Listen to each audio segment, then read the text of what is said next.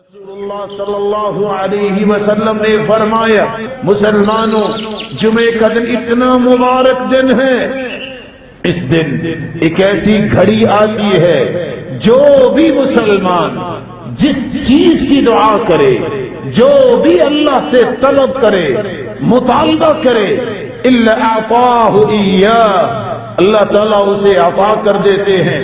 وقال بیدہ یقللها، اور آپ نے کہا یہ بہت چھوٹی گھڑی ہوتی ہے، وہی ساعۃ خفیفہ، بہت تھوڑا وقت ہوتا ہے اس گھڑی کا، اس لیے اس گھڑی کی تلاش میں رہا کرو۔ یہ کون سی گھڑی ہے؟ علماء نے مختلف اقوال پیش کیے، دو روایتیں ہمیں اس کی وضاحت کرتی ہیں۔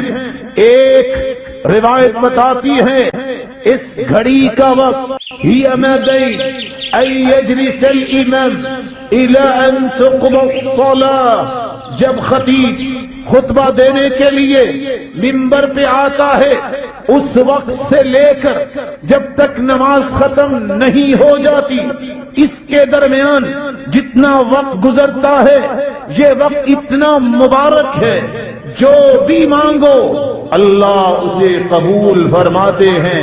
اور دوسری روایت کے الفاظ ہیں یوم الجمعہ 12 ساعہ، جمعے کے دن 12 گھڑیاں ہیں، لا یوجد فیہا عبد مسلم یسأل اللہ شیئا الا آتاہ ایاہ، ان 12 گھڑیوں میں ایک ایسی گھڑی ہے جو بھی انسان مانگتا ہے اللہ اسے پورا فرما دیتے ہیں۔ فالتمسوها آخر ساعت بعد العصر، یہ گھڑی عصر کی نماز سے لے کر مغرب کی نماز تک ہوتی ہے۔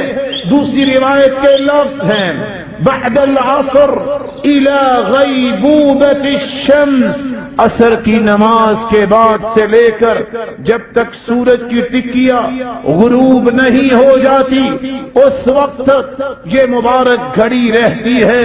یہی وجہ ہے ابو ہریرہ رضی اللہ تعالی عنہ اور عبداللہ بن سلام رضی اللہ تعالی عنہ اور امام احمد بن حنبل رحمت اللہ علیہ کہا کرتے تھے کہ یہ عصر سے لے کر مغرب تک کا وقت بڑا ہی مبارک ہوتا ہے۔ یہی وجہ ہے سعید بن جبیر رحمت اللہ علیہ عصر کی نماز پڑھتے اور اللہ کے سامنے بیٹھ جاتے، ذکر کرتے، قرآن پڑھتے، درود پڑھتے، لا یکلمہ احد، مغرب کی نماز تک کسی سے کلام کرنا پسند نہ کرتے۔ اور سلف صالحین کا یہ رویہ رہا ہے، جمعے کا دن ہوتا اور عصر کی نماز پڑھنے کے بعد اپنے گھر بھی جاتے، دروازہ بند کر لیتے اور کسی کو مغرب تک آنے کی اجازت نہ دیتے۔ سبب کیا ہے؟ اس دن کثرت سے درود کیا جائے، اس دن کثرت سے ذکر کیا جائے، کثرت سے دعا کی جائے، جس کو اللہ نے عید الاضحیٰ، عید الفطر اور تمام دنوں کا سرتاج کہا۔ اس دن کا اہتمام کرنے والا بھی اللہ کے ہاں اتنا ہی عزت والا ہوگا۔ اللہ رب العزت اس دن کی عظمت اور اہمیت کو سمجھنے کی توفیق عطا